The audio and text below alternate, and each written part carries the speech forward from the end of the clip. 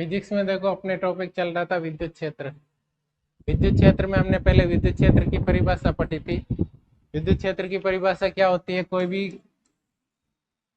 धनात्मक आवेश से क्यू या ऋणात्मक आवेश हो सकता है। किसी भी आवेश के चारों तरफ का वो क्षेत्र, वो एरिया जिसके अंदर किसी अन्य आवेश को लाने पर वो आकर्षण या प्रतिकर्षण बल का अनुभव करे, वो क्या कहलाता है? विद्युत क्षेत्र कहलाता है।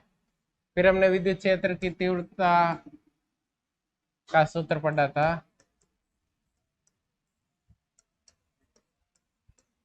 मान लीजिए यहाँ पर अन्य कोई आवेश क्यू है और ये दूरी आर है, तो ये आर सदिश हो जाएगा।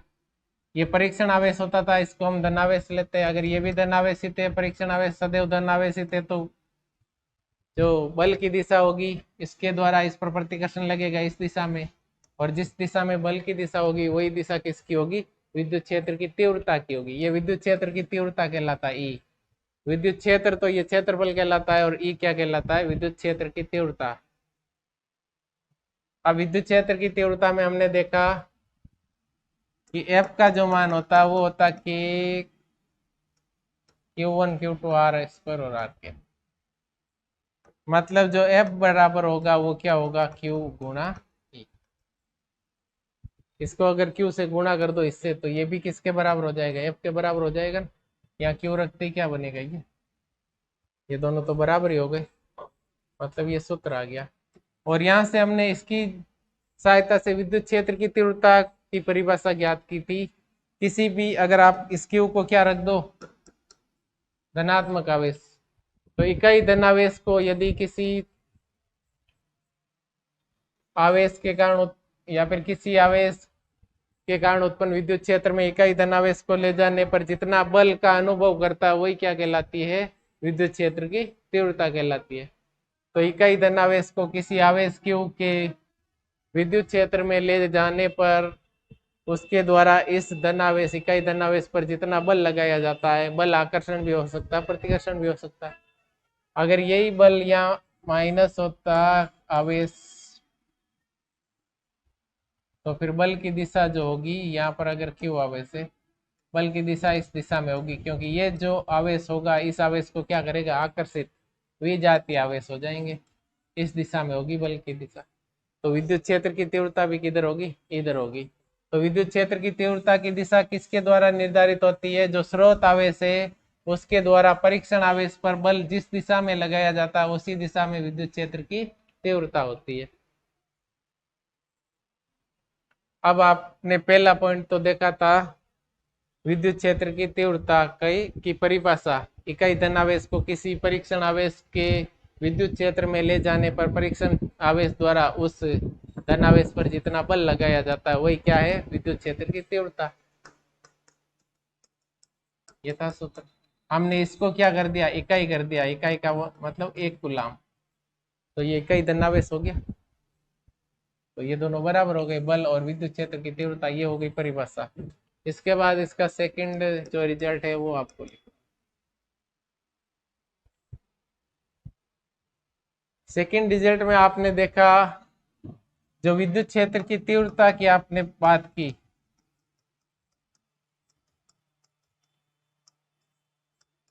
इसकी परिभाषा में किसका नाम आता था बार बार?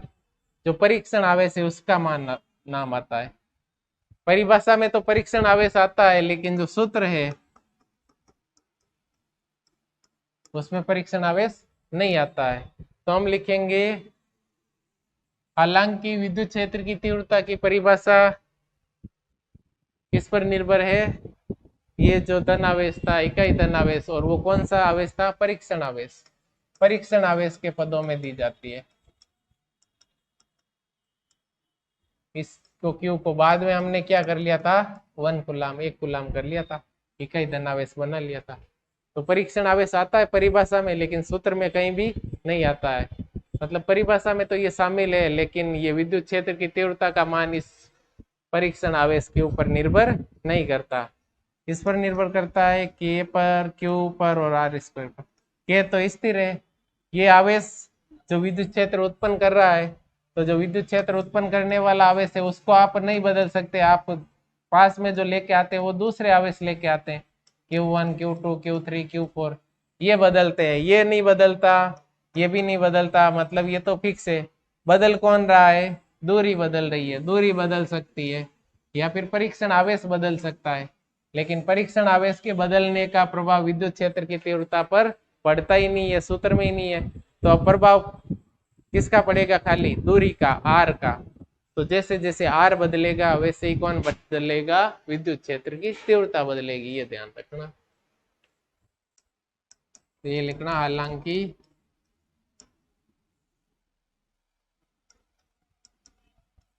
विद्युत क्षेत्र की तीव्रता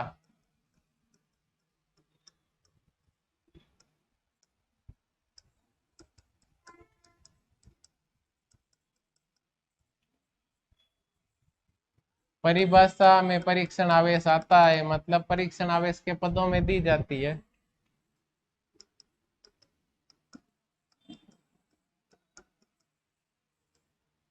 परीक्षण आवेश लिख लेना।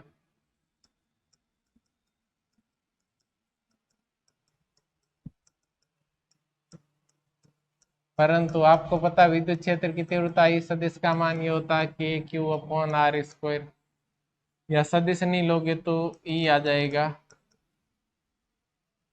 यही होगा। सदिश लोगे तो आर कैप लिखना पड़ेगा, सदिश इसको निरूपित करेगा। दिशा बतानी पड़ेगी, अगर ये सदिश है तो आर कैप आएगा दिशा बताने के लिए। सदिश नहीं है, खाली परिमाण की बात करेंगे तो ये आएगा। विद्युत क्षेत्र की तीव्रता का परिमाण है, मात्रा है खाली। ई का मान ये होता है, इसका मतलब ई का जो मान है वो परीक्षण आवेश पर निर्भर नहीं है, के का मान फिक्स होता है। और ये जो स्रोत आवेश है, स्रोत आवेश भी फिक्स होता है, स्रोत आवेश नहीं बदला जाता बार बार।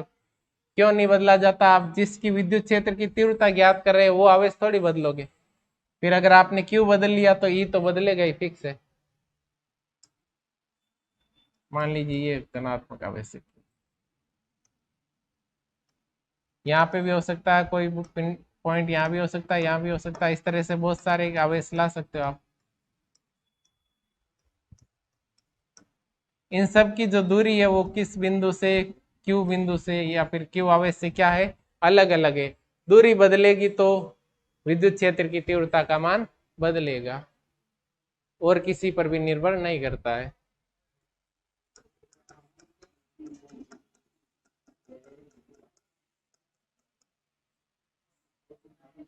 तो ये लिखना आपका, परीक्षण आवेश की दूरी या फिर दूरी आर पर निर्भर करती है।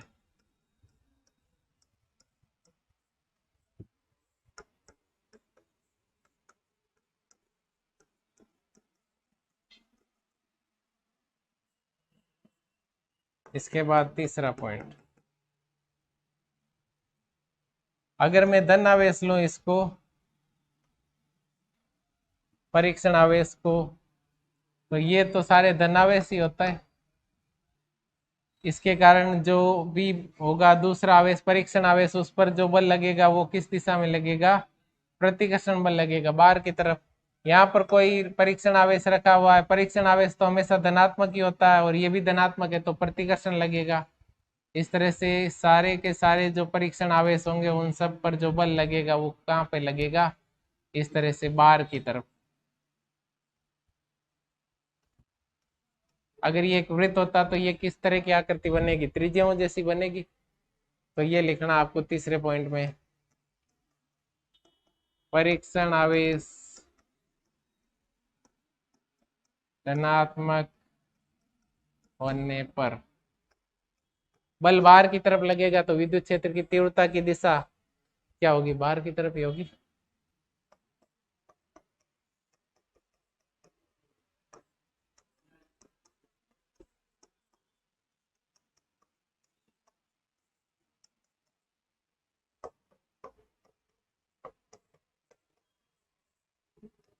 त्रिज्यीय होगी, मतलब त्रिज्या के सापेक्ष।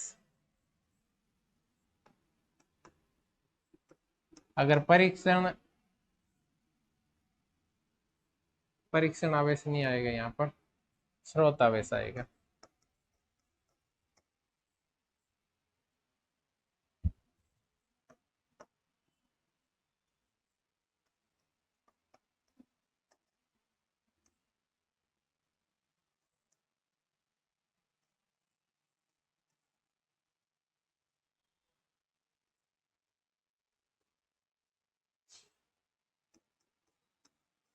अगर परीक्षण आवेश ऋणावेशित है, ऋणात्मक है,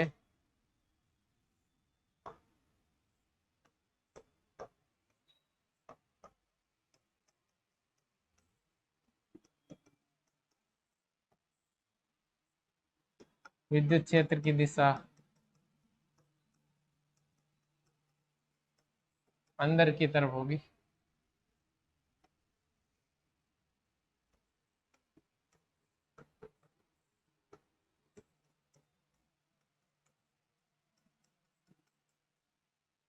अगर यहाँ माइनस का रहेगा ऋण आवेश, ये धनावेश होगा तो आकर्षित करेगा, आकर्षित करेगा तो अंदर की तरफ होगी विद्युत क्षेत्र की दिशा। तो ये विद्युत क्षेत्र की दिशा बतलाएगा तीसरा पॉइंट।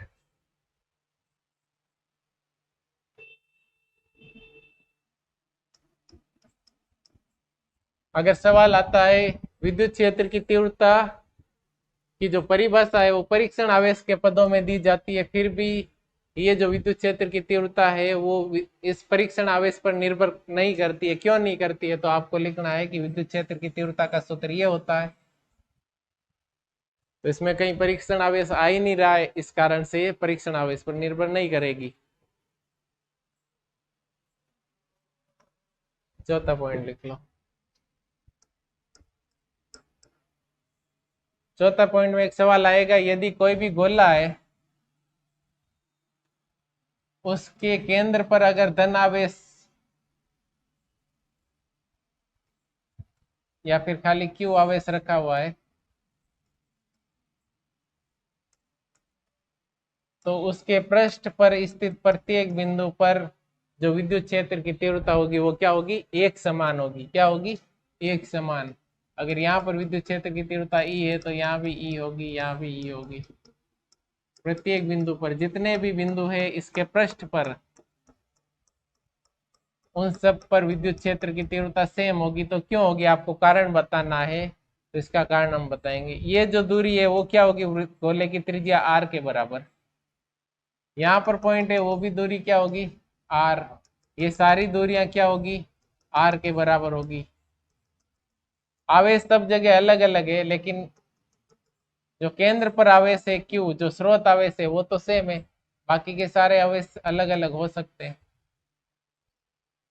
और हमें पता है विद्युत क्षेत्र की जो तीव्रता है वो किस पर निर्भर करती है? आवेशों के बीच की दूरी पर निर्भर करती है। और दूरी क्या है? एक समान है, त्रिज्या एक समान है। इसलिए जो विद्युत क्षेत्र की तीव्रता होगी वो क्या होगी?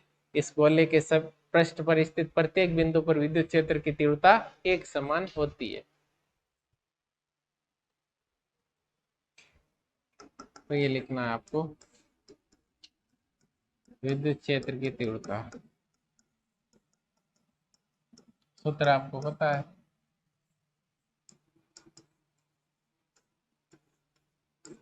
ये होता है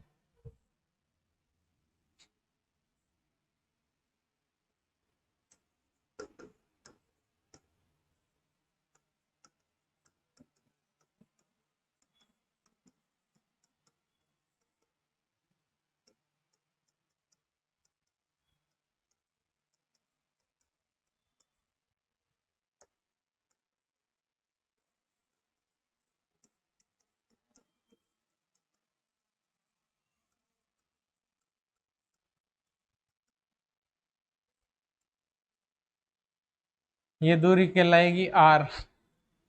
या फिर आर नहीं लिखो तो कोई बात नहीं, दूरी लिख देना।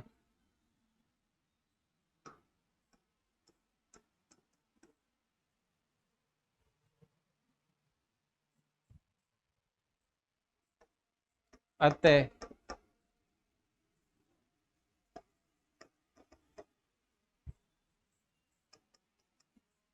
गोले के केंद्र पर रखे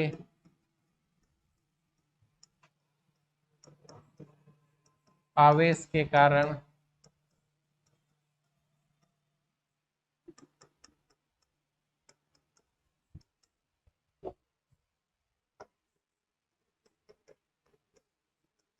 गोले के पृष्ठ, पृष्ठ किसको कहते हैं? जो वक्राकार भाग होता है बार वाला, वही क्या कहलाता है? खाली पृष्ठ कहलाता है। और पृष्ठ पर जितने भी बिंदु होंगे वो केंद्र से क्या होंगे? समान दूरी पर होंगे। और समान दूरी पे है तो विद्युत क्षेत्र की तीव्रता समान होगी, ये कारण है।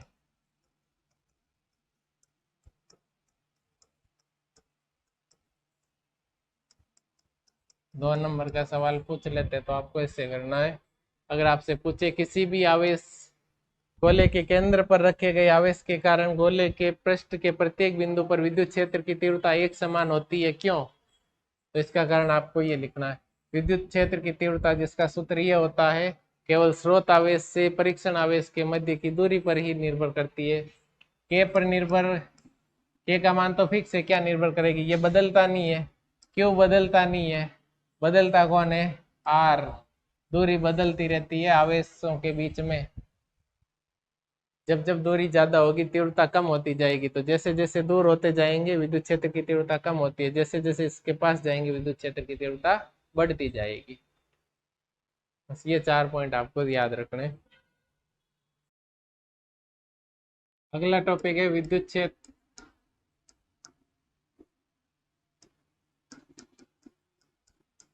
रेखाएं।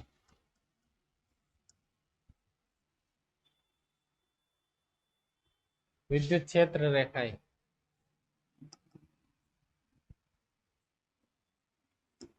तो इसकी परिभाषा है विद्युत क्षेत्र रेखा एक ऐसा वक्र होती है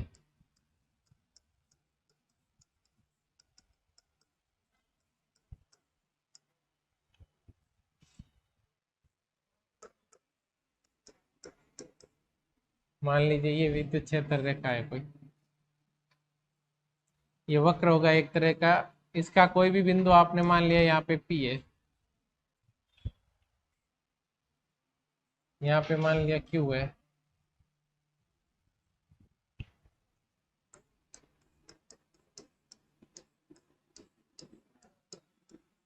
किसी भी बिंदु पर खींची गई स्पर्श रेखा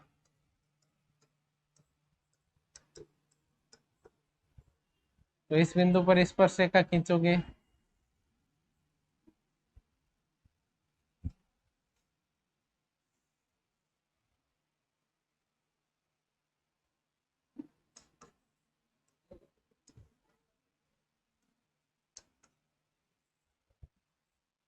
P पर स्पर्श रेखा खींचोगे, ये इस तरह से स्पर्श रेखा आएगी। Q पर स्पर्श रेखा खींचोगे, इस तरह की स्पर्श रेखा आएगी। R पर स्पर्श रेखा खींचोगे, R पर स्पर्श रेखा ये इस तरह से आएगी, ये स्पर्श रेखा आएगी। स्पर्श रेखा किसको दर्शाएगी? उस बिंदु पर बल की दिशा, और हमें पता है बल की जो दिशा होती है वही किसकी दिशा होती है? विद्युत क्षेत्र की दिशा होती है।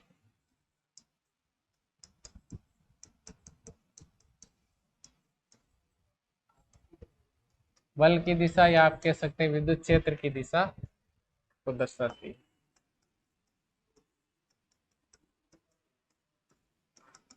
तो क्वेश्चन आता है किसी भी विद्युत क्षेत्र रेखा के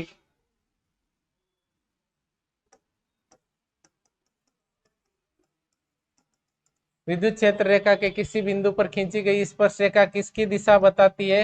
बल की दिशा या फिर विद्युत क्षेत्र की दिशा को बताती है। कौन बताएगी? स्पर्श रेखा बताएगी। इस बिंदु पर अगर आपको देखना है कि बल की दिशा कहाँ है तो यहाँ स्पर्श रेखा खींच दो, यहाँ पे देखना था ऐसे स्पर्श रेखा आ जाएगी। ये तो क्या थी? एक विद्युत क्षेत्र रेखा थी। विद्युत क्षेत्र रेखा के प्रत्येक बिंदु पर अगर आप किसी भी बिंदु पे स्पर्श रेखा खींचोगे, P पे, Q पे, R पे कहीं खींचना है तो जो स्पर्श रेखा होगी वो किसको बताएगी? किसकी दिशा बताती है? बल की दिशा या फिर विद्युत क्षेत्र की दिशा।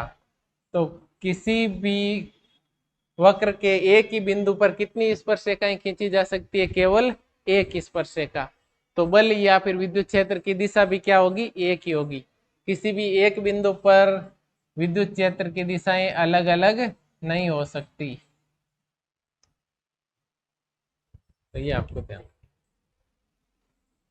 किसी भी बिंदु पर खींची गई स्पर्श रेखा एक बिंदु है किसी वक्र का तो एक ही स्पर्शरेखा खींची जा सकती है।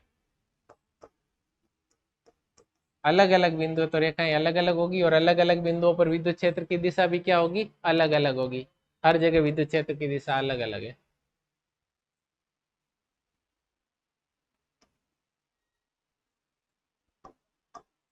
किसी वक्र के एक बिंदु पर केवल एक ही स्पर्शरेखा खींची जा सकती है, ये आपको ध्यान रखना है।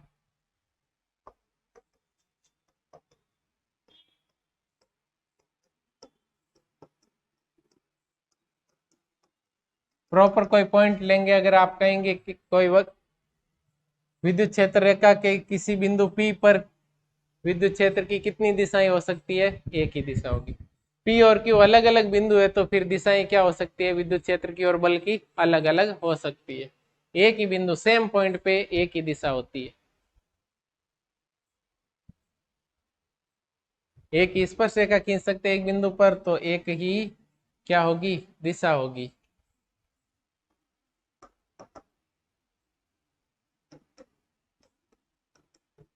एक ही बिंदु पर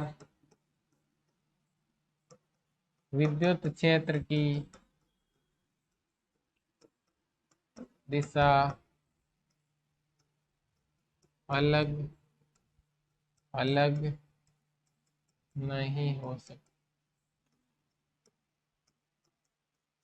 अगर आपसे पूछे किसी भी विद्युत क्षेत्र में विद्युत क्षेत्र की तीव्रता की दिशा या फिर विद्युत क्षेत्र की दिशा किसी एक बिंदु पर अलग अलग क्यों नहीं होती है, तो हम लिखेंगे क्योंकि विद्युत क्षेत्र रेखा के किसी भी बिंदु पर विद्युत क्षेत्र की तीव्रता किसके द्वारा दर्शाई जाती है, स्पर्श रेखा द्वारा। और एक बिंदु पर कितनी स्पर्श रेखाएं खींच सकते हैं, ओनली वन, केवल एक। तो दिशा भी क्या होगी, एक ही होगी, अलग अलग नहीं हो सकती। ये होती है विद्युत क्षेत्र रेखाएं। इसके बाद इसके 3-4 गुण है विद्युत क्षेत्र रेखाओं के, वो लिखेंगे, ये लिख लो एक बार।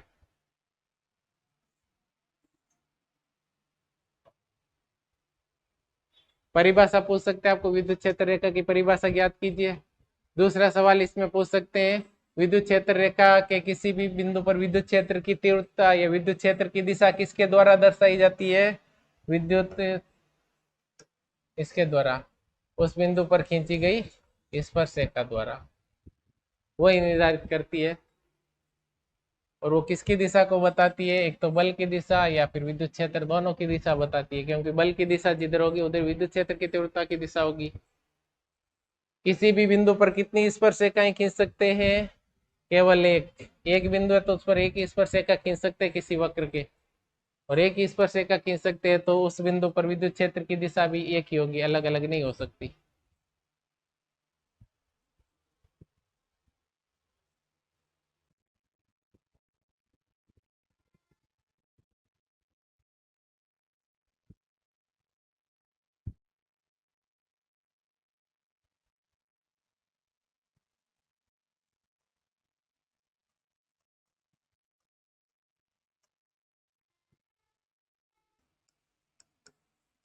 विद्युत क्षेत्र रेखाएं या इनको क्षेत्र रेखाएं भी कहा जाता है।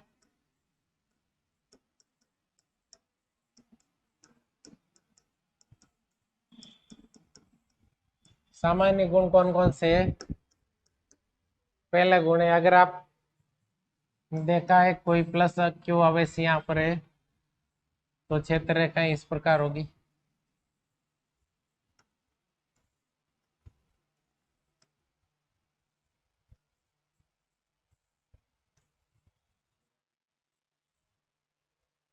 अगर ऋण आवेश है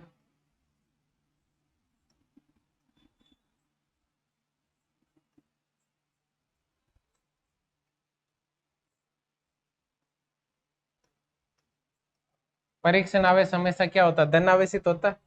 तो ये धनात्मक क्यू आवेश धनात्मक आवेश को प्रतिकर्षित करेगा, इसलिए क्षेत्र रेखाओं की दिशा ऐसे होगी।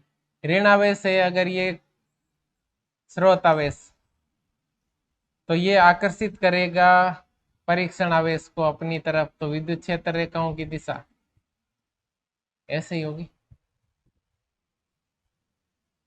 ये दिशा बतलाता है। तो पहला पॉइंट,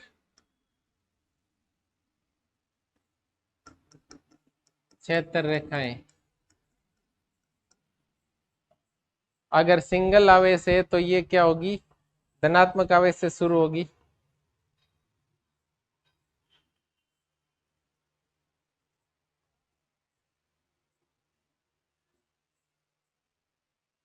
या फिर दो आवेश, एक धन आवेश है और एक ऋण आवेश है।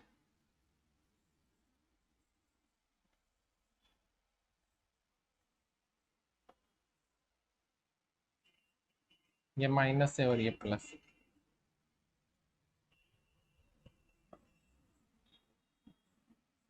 अगर ये रेखा की दिशा इस तरह है या ऐसे है, इधर जा रही है,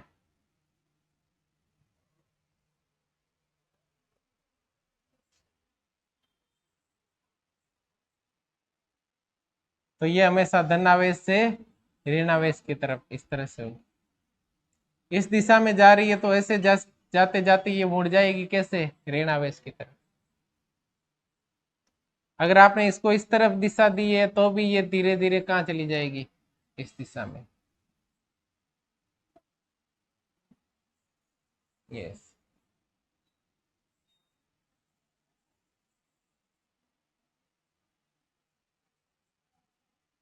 अगर आपने इसको इधर भेजा है तो भी ये कहाँ मुड़ जाएगी, धीरे से इधर मुड़ जाएगी। इधर भेजा है तो भी ये ऐसे मुड़ जाएगी।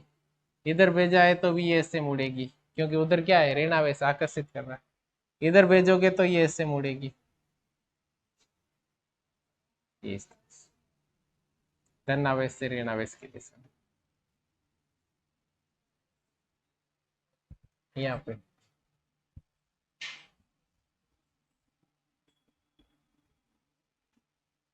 अगर इधर से कोई धन आवेश के कारण आ रही है तो ये ऋण आवेश की तरफ आकर्षित होगी इस तरह से, ये ऐसे, क्योंकि धन आवेश से ऋण आवेश की तरफ जाएगी।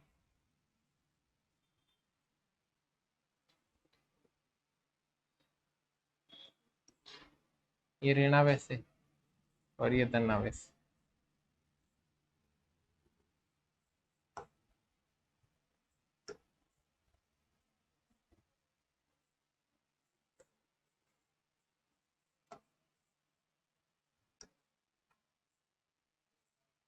तो एक धनावेश और एक ऋणावेश हो तो विद्युत क्षेत्र रेखा इस तरह से बनेगी।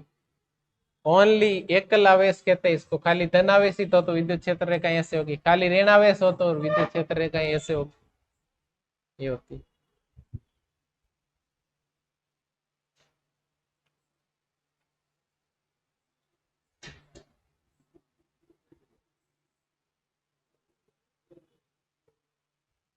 अगर यहाँ से कोई भी निकल रही है विद्युत क्षेत्र रेखा तो वो फिर सीधी चली जाएगी, इधर नहीं होगी। इधर से आ रही है वो सीधी इधर आ जाएगी। मतलब धन आवेश से तो शुरू हो रही है और ऋण आवेश पे खत्म हो रही है, पहली लाइन ये लिखोगे।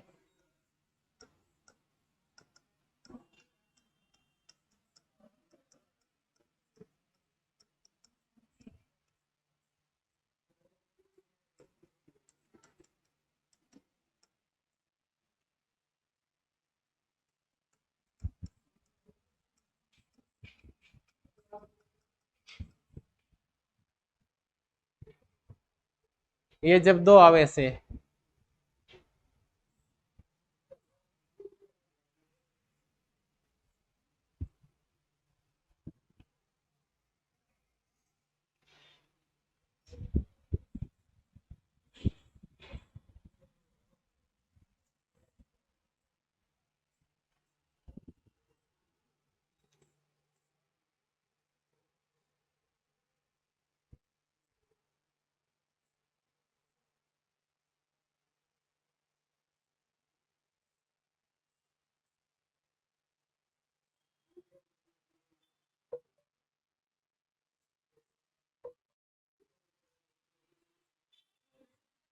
तो इनको जब इस दिशा में आप जाएगी तो अपने आप ऋणावेश की तरफ आकर्षित हो जाएगी।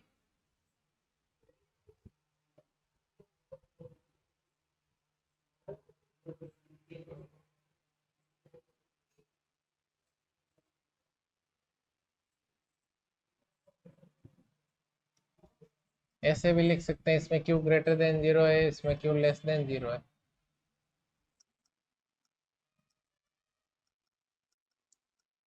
ये तो देखो, जब जोड़ा है आवेश का, एक धनात्मक एक ऋणात्मक, तो विद्युत क्षेत्र रेखा ऐसे होगी। एकल आवेश होगा, सिंगल चार्ज होगा, उसके लिए देखो ये कहाँ से शुरू हो रही है, यहीं से शुरू हो रही, खत्म कहाँ पे होगी, ये अनंत पर खत्म होगी।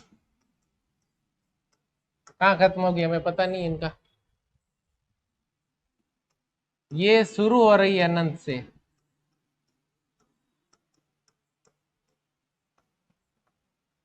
तो विद्युत क्षेत्र रेखा, पहली बात, धनावेश से शुरू होगी, ऋणावेश पे खत्म होगी। दूसरी बात, अगर एकल आवेश है, सिंगल सिंगल ही आवेश है, तो अनंत पर ही खत्म होगी और अनंत से ही शुरू होगी। इनमें खत्म होगी अनंत पे और इनमें शुरू होगी अनंत से। खत्म कहाँ होगी, यहाँ पे होगी, इस तरह से। ये तो तब है जब दोनों ही आवेश, एक ऋणावेश है एक धनावेश है। अब दो धनावेश या दो ऋणावेश हो तो कैसे होगा, समान आवेश। ये सजातीय आवेश है, विजातीय आवेश। विजातीय आवेशों में विद्युत क्षेत्र रेखाएं ऐसे होती है, ये एकल आवेश के कारण होती है। अब एक सजातीय आवेश का और पढ़ेंगे।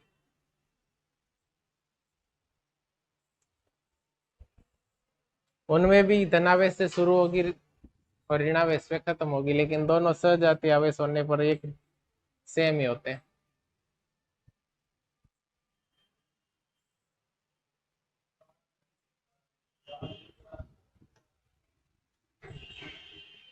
सजातीय आवेश में देखते हैं, मान लीजिए यहाँ पर धन आवेश है, ये भी धन आवेश,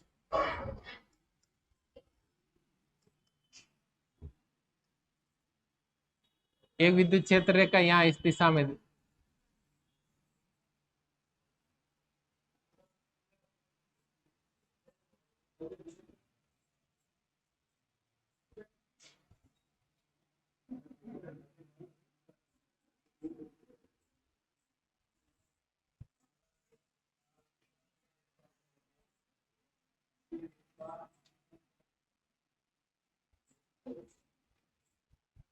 इस तरह से।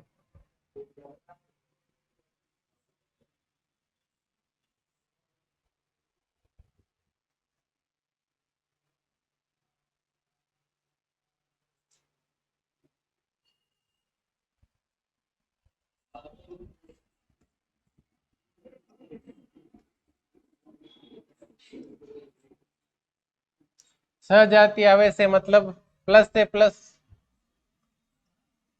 कोई भी विद्युत क्षेत्र रेखा नहीं जाती है, दोनों में प्रतिकर्षण है, दिशा होगी नहीं। अगर आप इसको इस दिशा में भेजेंगे, यहाँ से उधर प्रतिकर्षण हो रहा है, तो ये कैसे मुड़ जाएगी, ऐसे मुड़ जाएगी। ये इस दिशा में जाने वाली ऐसे मुड़ जाएगी, इस दिशा में जाने वाली ऐसे।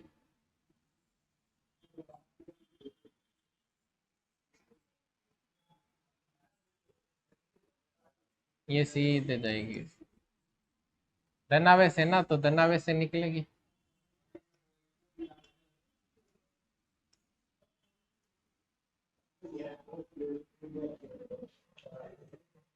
धनावेश है, ये भी धनावेश ही है,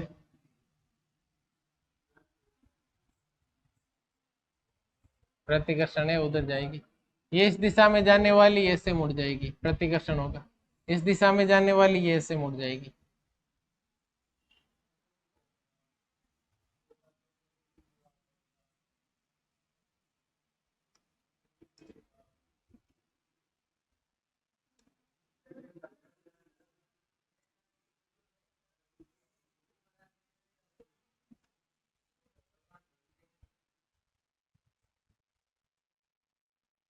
तो इसमें भी कहाँ खत्म होने वाली है, अनंत पे खत्म होने वाली है। धनात्मक से शुरू और ऋणात्मक पे खत्म होती है, लेकिन दोनों ही धनात्मक है, तो दोनों में कोई भी विद्युत क्षेत्र रेखा नहीं होगी। तो ये होता सजातीय आवेश। अगर सजातीय दो आवेश हो तो उनमें विद्युत क्षेत्र रेखाएं ऐसे बनती है। आप दिशा तो ये थी, लेकिन अब क्या हुआ, प्रतिकर्षण हुआ तो उधर मुड़ गई। इसमें भी दिशा इसकी तरफ थी लेकिन उधर मुड़ गई, तो ये दूर हटेगी एक दूसरे से। ये भी पहले पॉइंट में लिखनी है। 4 तरह की कंडीशन है।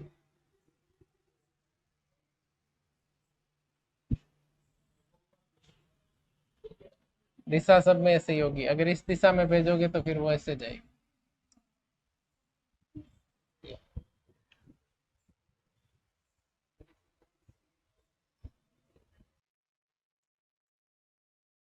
पहला पॉइंट था, 3 और पॉइंट है, 3 और गुणधर्म है, वो आगे के क्लास में पढ़ेंगे हम।